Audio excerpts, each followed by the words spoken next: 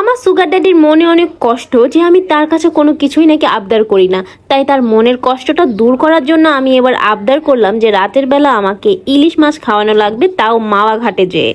Hello everyone, আসসালামু আলাইকুম, welcome to my new blog. Wait, আমার কোনো সুগার ড্যাডি নাই, এটা আমার বড় দুলাভাই। গ্রিস থেকে বাংলাদেশে এসেছে প্রায় 1 বছর পরে। আর দুলাভাইয়ের মনে আসলে অনেক কষ্ট যে আমি ছোট শালী হিসেবে তার কাছে কখনোই তেমন কিছু আবদার করি নাই। আর এই যে আমি বলেছি ইলিশ মাছ খেতে যাব মাওয়াতে, সে অনেক খুশি হয়েছে, কারণ এই একটা আবদার আমি তার কাছে করেছি। তাই হাজার ব্যস্ততা থাকার পরেও দুলাভাই আমাদেরকে নিয়ে চলে যায় মাওয়া শখের হাড়ি রেস্তোরাঁয়। তো এখানে গিয়ে আমাদেরকে নিজেদের ইলিশ মাছ পছন্দ করে কিনতে হবে, তারপরে আমরা ওই মাছটা ওনারা আমাদেরকে ভেজে টেজে দিবে আর কি। তো আমরা 3টে ইলিশ মাছ নিয়ে, আর সাথে তেলও নিতে হয়, সরিষার তেল। সো আমার প্রথমবার এক্সপিরিয়েন্স। তো যারা তোমরা মাওয়াতে গিয়ে ইলিশ মাছ খেয়েছো তারা জানো, আসলে আমি জানতাম না এরকম এত কিছু।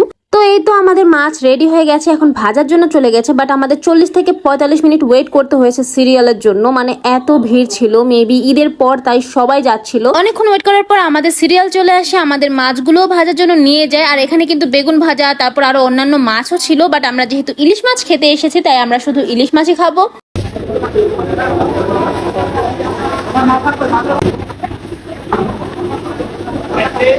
আর মাওয়া ঘাটের ইলিশের থেকে কিন্তু তাদের ইলিশের লেজ ভর্তাটা বেশি ফেমাস। আর এই যে এদিকে আমাদের ইলিশ মাছগুলো লেজ ভর্তা করার জন্য প্রিপারেশন চলছিল।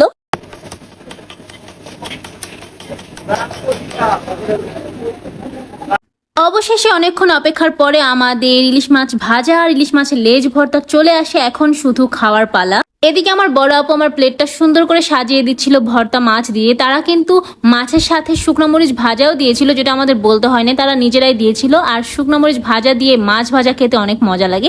আর সাথে কিন্তু ইলিশ মাছের ডিমও ছিল, মানে আমরা যে মাছগুলো নিয়েছিলাম ওইগুলোর মধ্যে ডিম ছিল। তো এই তো আমরা খেতে বসে পড়েছি। আর লেজ ভর্তাটা এত মজা ছিল, যেটা খাওয়ার জন্য হলেও আমি আবার যেতে চাই ওখানে। আর ইলিশ মাছটা অনেক ফ্রেশ ছিল, ইলিশ মাছের যে একটা স্মেল থাকে ওইটা আমরা খুব সুন্দরভাবে পাচ্ছিলাম। আর যেহেতু সরিষা তেল দিয়ে ভাজা হয়েছিল, খেতে তো অনেক মজা লাগছিল, যেটা আমি বলে তোমাদেরকে বোঝাতে পারবো না।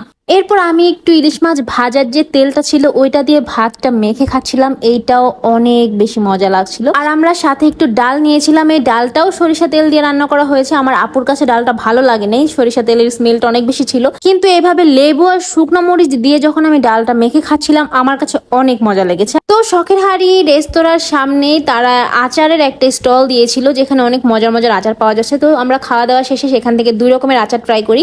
আমি নিয়েছিলাম তেঁতুল আর চালতা মিক্সড একটা আচার, আর আমার দুলা ভাই নিয়েছিল শুধু চালতার একটা মিষ্টি আচার।